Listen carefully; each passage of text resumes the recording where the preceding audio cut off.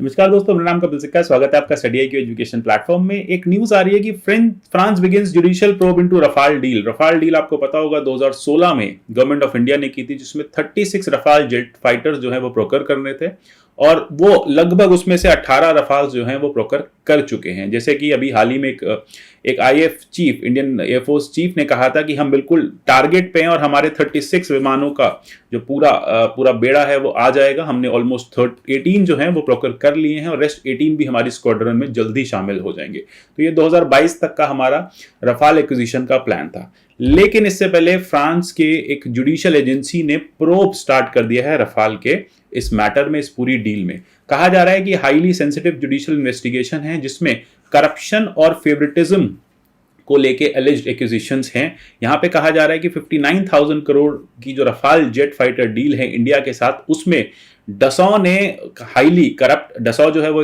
उसने corrupt practice की है और साथ ही साथ फेवरेटिज्म भी प्रैक्टिस किया है, जिसमें कुछ मिडिलमैन को पैसा दिया गया है। अब ये रिपोर्ट जो पब्लिश हुई है, ये एक French investigative website media part के हवाले से आ रही है। जैसा कि आप देख रहे हैं, अभी आज 3 जुलाई को रफाल पेपर जो है इस वेबसाइट ने अपलोड कर दी और ये कहा कि France open judicial probe into fighter deal with India, new revelations emerge. कुछ नए रिविलेशंस यहाँ पे इमर्ज हुए हैं। इसी के साथ ऑपोजिशन भी एक्टिव हो गई है और उन्होंने JPC की डिमांड की है कि हमें यहाँ पे एक JPC चाहिए जो इन्वेस्टिगेट करे रफाल के करप्शन को। ये कह रहे हैं कि हम 2017 से ही कहते आ रहे हैं, कांग्रेस पार्टी का कहना है, हम बहुत लंबे समय से कहते आ रहे हैं कि यहाँ पे करप्शन हुआ है।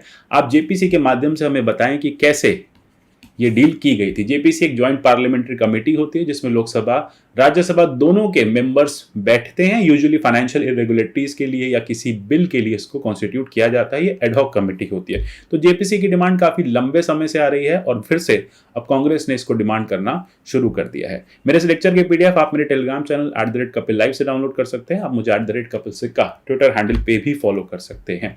तो जैसा कि आप देख रहे हैं कि यहाँ पे JPC की भी डिमांड आ गई और राहुल गांधी का स्टेटमेंट आया है कि कांग्रेस पार्टी तो कब से कह रही है कि करप्शन हुआ है और गवर्नमेंट को यहाँ पे प्रोब कर देना चाहिए। गवर्नमेंट को क्लियर हैंड्स आगे आना चाहिए और बताना चाहिए कि इंडियन गवर्नमेंट की इसमें क्या इन्वॉल्वमेंट है। जबकि फ्रेंच मीडिया तो कह रहा है कि इंडियन गवर्नमेंट और साथ ही साथ जो डसॉ कंपनी है, ये लोग इन्वॉल्व हैं, इन्होंने करप्शन किया है। अभी तक आपको गवर्नमेंट से कोई स्टेटमेंट या बीजेपी से कोई स्टेटमेंट नहीं मिला है। साथ ही साथ मीडिया पार्ट ये कह रहा है कि इंटर गवर्नमेंटल डील के लिए फिर से जून 14 को जो एलिगेशंस थे वो ओपन कर दिए गए हैं और फिर से इन्वेस्टिगेशन जो है वो बिठा दी गई है।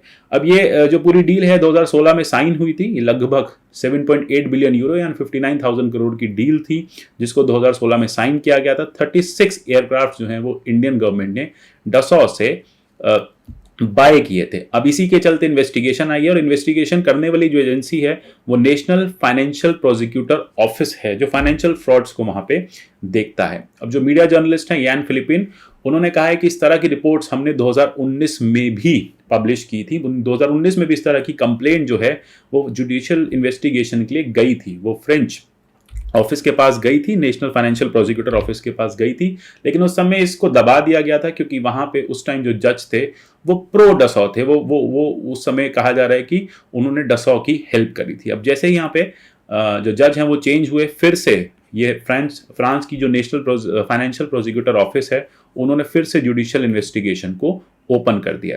अच्छा, जुडिशियल इन्वेस्टिगेशन एक फ्रेंच एनजीओ की कंप्लेंट पे की गई है। फ्रेंच एनजीओ का कहना है कि यहाँ पे रॉन्ग डूइंग्स हुई हैं। अप्रैल 2020 में फिर से एलिगेशंस लगाए हैं। इस फ्रेंच एनजीओ ने कंप्लेंट की है फाइनेंशियल प्रोसिक्यूटर ऑफिस को कि यहाँ पे हमने देखा है कि कुछ रॉन्ग डूइंग्स इस पूरी डील में रही हैं। और ये एनजीओ शेरपा जो है ये स्पेशलाइज करती है फाइनेंशियल क्राइम में, देश भर में फाइनेंशियल क्राइम्स की रिपोर्टिंग करती है, इन्वेस्टिगेशन करती है और फिर कंप्लेंट फाइल करती है फ्रेंच प्रोसिक्यूटर्स पे। अब यहाँ पे फ्रेंच मीडिया का एक्विजिशन है, इंडियन मीडिया का अभी तक ऐसा कुछ भी यहाँ पे पॉइंट नहीं आया है, गवर्नमेंट का कोई पॉइंट नहीं आया है। अब फ्रेंच मीडिया ये एक्यूज कर रही है कि डसॉ एविएशन ने मिलियंस दिए हैं मिडिलमैन को। ये डील कराने के लिए भारत सरकार के अलावा कुछ मिडिलमैन भी इन्वॉल्व थे। यूजुअली अब डिफेंस डील्स जो होती हैं उसमें डायरेक्ट गवर्नमेंट टू कंपनी में डील्स होती हैं, मिडिलमैन को बाहर रखा जाता है। वो समय गया कि जब मिडिलमैन इन्वॉल्व रहते हैं। लेकिन यहाँ पे ये कहा जा रहा है कि डसॉ एविएशन ने मिलियंस ऑफ यूरो दिए हैं इंडियन मिडिलमैन को। डसॉ एविएशन कह रहा है कि हमने ऐसा कुछ नहीं किया, जैसा ही कॉन्ट्रैक्ट का पार्ट था, जो कुछ कॉन्ट्रैक्ट में लिखा था, ये डील बिल्कुल वैसे ही क्लियर कट की गई है, इसमें कोई भी मिडलमैन इन्वॉल्व नहीं है। लेकिन आपने देखा एक रिपोर्ट भी आई थी अभी हाल ही में अप्रैल 8 2021 में, इंडिया टुडे में एक आर्टिकल भी आया था जिसमें लिखा गया था middleman earned millions, leaked confidential defence ministry information during Rafale negotiations. कोई इंफॉर्मेशन थी डिफेंस मिनिस्ट्री की जो लीक हुई थी, उसमें यह कहा था कि कुछ मिडलमैन इन्वॉल्व थे इस डील को कराने में और उन्होंने मिलियन यूरोज यहाँ पे अर्न किया। कितने मिलियन थे ये यहाँ पे स्पेसिफाई नहीं किया गया, लेकिन हाँ मिलियंस जो हैं वो अर्न किए गए हैं इस डील में। कांग्रेस का एलिगेशन दूसरा है, कांग्रेस कहता है कि ये डील 59,000 करोड़ की 2016 में हुई थी जिसमें 36 रफाल जेट ही परचेज किए गए हैं। वो कह रहे हैं कि हम काफी लंबे समय से इस डील को कर रहे थे। डील 7 साल पहले से 2009 से चलती आ रही थी, जिसमें उन्होंने 126 medium multi role combat aircraft Indian air force के लिए प्रोक्योर करने की कोशिश की थी। ये डील फ्रक्टिफाई नहीं हो पाई और कांग्रेस का ये कहना, यूपीए गवर्नमेंट का ये कहना है, जो अर्स्टवाइल यूपीए गवर्नमेंट थी उनका ये कहना है कि हम ये डील 526 करोड़ पर एयरक्राफ्ट में कर रहे थे और इस गवर्नमेंट ने 1670 करोड़ पर एयरक्राफ्ट पे की है। तो यहाँ पे अब देखो गवर्नमेंट को क्लीन बाहर आना है, गवर्नमेंट को बताना है कि क्या क्या इस डील के नुआंसेस हैं और क्यों वो क्लीन है। अब यहाँ पे साथ ही साथ ये भी देखा गया कि कांग्रेस ने यह भी एलिगेशन लगाया कि डसो एविएशन ने पहले ये डील डसो और एचएएल के साथ की थी, लेकिन कुछ दिन के बाद एचएएल को हटा के यहाँ पे रिलायंस को इनकॉर्पोरेट, अनिल अंबानी वाली रिलायंस को इनकॉर्पोरेट कर लिया गया था। तो ये सारे एक्यूजिशंस हैं ऑपोजिशन पार्टी से, इसमें अभी कुछ भी सच्चाई नहीं है। देखो ये सब्जेक्ट टू जुडिशियल इन्वेस्टिगेशंस है। अब फ्रेंच कोर्ट क्या जुडिशियल इन्वेस्टिगेशन करता है, क्या एग्जैक्टली ये मैटर है, वो एक अलग बात है। एक्यूजिशंस जो है वो एक अलग बात है। साथ ही साथ कांग्रेस ने यह भी कहा है कि एंटी करप्शन क्लॉज इस कॉन्ट्रैक्ट में से हटा दिया गया। कांग्रेस कह रही है जब हम साइन कर रहे थे डील तब हमने एक एंटी करप्शन क्लॉज लगाया था उस कॉन्ट्रैक्ट में कि कोई करप्शन नहीं होगा, कोई ब्राइबरी, गिफ्ट, कोई इन्फ्लुएंस नहीं दिया जाएगा या कमीशन या कोई भी कमीशन मिडिलमैन को नहीं दिया जाएगा।